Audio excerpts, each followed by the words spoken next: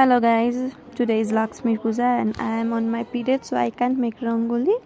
त्यसैले चाहिँ मैले भाइहरूलाई यसो गर्ने भनेर सिकाएँ।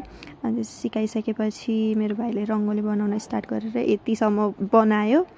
अनि त्यसपछि यतिभन्दा बढी बनाउन सकिँदैन, त्यही भएर मम्मीले र दिदीले चाहिँ लक्ष्मीको पाइला बनाउँदै हुनुहुन्छ। अनि त्यसपछि कस्तो भयो लक्ष्मी पाइला नि थाहा छैन।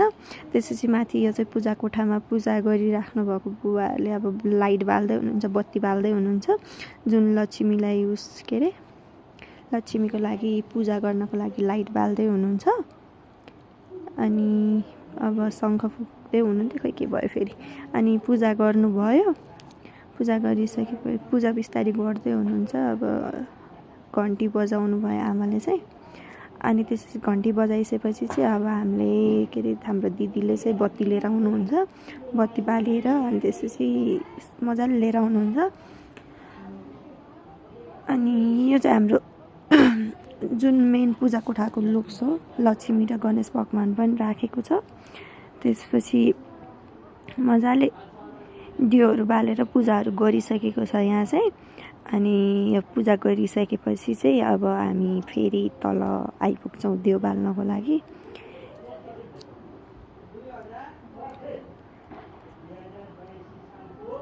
अनि यो चाहिँ तल दियो बालेको त्यही हो।